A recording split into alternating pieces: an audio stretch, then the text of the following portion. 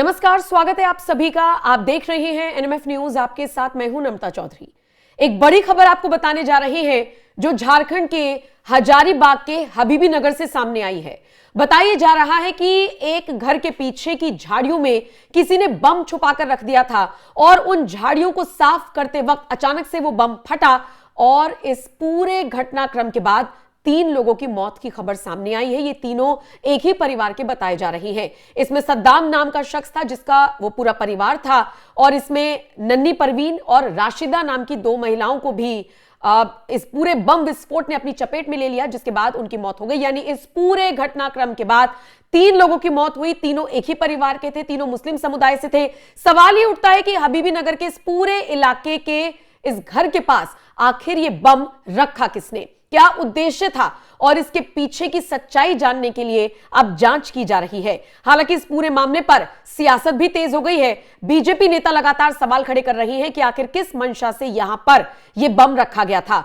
Police ने अपनी जांच में इतना साफ कर दिया है कि धमाके में आरडीएक्स का इस्तेमाल नहीं हुआ, लेकिन बम निरोधक दस्ता जब मौके पर पहुंचता है, घटनास्थल पर पहुंचता है, तो कुछ नमूने और धातु के टुकड़े इकट्ठा किए गए हैं, जांच के लिए रांची भेजे गए हैं। क्योंकि विस्फोट में 3 लोगों की मौत हुई है, ऐसे में पुलिस और ज्यादा गहनता से इसकी जांच कर रही है। अब तक किसी की गिरफ्तारी नहीं हुई है, लेकिन विस्फोटक के प्रकार और मकसद को लेकर जांच जरूर की जा रही है। पुलिस ने इस बात को लेकर ऐलान कर दिया है कि आरडीएक्स इसमें इस्तेमाल नहीं था, लेकिन अब तक यह स्पष्ट नहीं हो पाया कि विस्फोटक फिर था किस तरीके का या फिर इसके पीछे मकसद क्या था। बुधवार शाम लगभग 4 बजे के आसपास यह पूरा विस्फोट हुआ।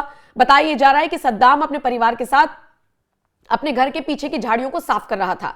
अचानक से, चूंकि यहां पर पहले से बम लगाया हुआ था, बम विस्फोट होता है और उस विस्फोट की चपेट में यह पूरा परिवार आ जाता है। 2 की मौके पर ही मौत हो गई, जबकि तीसरे को जब अस्पताल में भर्ती कराया गया तो उसने इलाज के दौरान दम तोड़ दिया।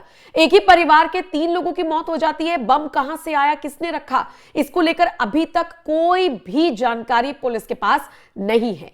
शायद इसीलिए बीजेपी इस मुद्दे को भुना रही है और जो सरकार है झारखंड की, उसको निशाने पर ले रही है। सवाल पूछे जा रहे हैं कि एक इलाके में एक घर के पीछे कोई बम रखकर चला जाता है और किसी को पता तक नहीं।